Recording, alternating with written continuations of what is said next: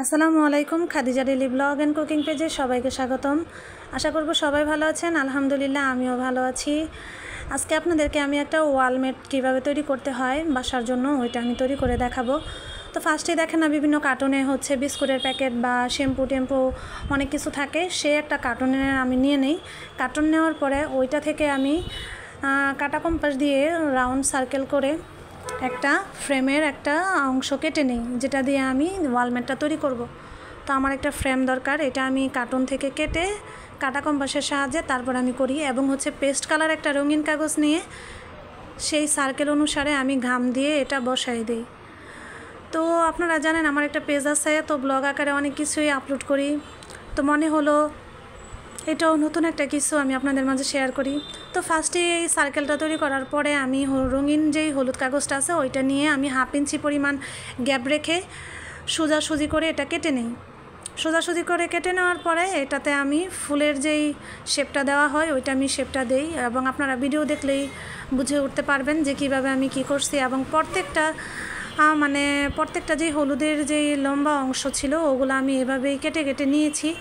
এবং এই তো দেখতেই পাচ্ছেন ফার্স্টে আমি এখানে গাম বসায় রাখতেছি, এবং হলুদ যেই লম্বা যেই ইয়েটা ছিল কাগজের অংশ সেটা আমি মাঝখান থেকে শুধু ভাঁজ দিয়ে আঠা দিয়ে আগেই ফুলের মতো শেপ করে নিয়েছি এবং রাউন্ড সার্কেলে খুব সুন্দর করে এটা বসাই দিছি। এবং দেখতেই পাচ্ছেন এটা কত সুন্দর বসে যাচ্ছে।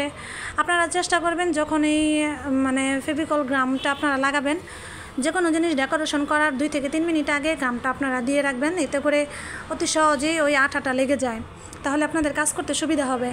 এবং এখানে আমি খুব সুন্দর করে মিষ্টি কালার যে কাগজটা আছে ওই কাগজ দিয়ে আমি ফুলও কেটে দিয়েছি। ফুল কেটে নেওয়ার পর এখানে আমি হলুদের যে একটা মাঝখানে রেণু থাকে সেই রেণুটা আমি অ্যাপ্লাই করি হলুদের দিয়ে রঙিন কাগজ দিয়ে। তারপরে এই তো দেখতে পাচ্ছেন, যেহেতু বললাম আমার স্ট্যান্ড নাই, আপনারা সবাই জানেন এক হাতে ভিডিও করা এক হাতে এগুলো বসানো, তো সম্পূর্ণটা দেখানো পসিবল হয় নাই, যার জন্য আর কি আমার সম্পূর্ণ গামটা লাগানোর পরে আমি ভিডিও করে আপনাদেরকে দেখাচ্ছি। তো যারা ভিডিও করেন তারা কত কষ্ট সহ্য করেন, এটা যারা ভিডিও করে বা পেজ হোক ইউটিউব হোক যারা কাজ করে ভিডিও এডিটিং করে এরাই শুধু বলতে পারবে যে কতটুকু কষ্ট হয়।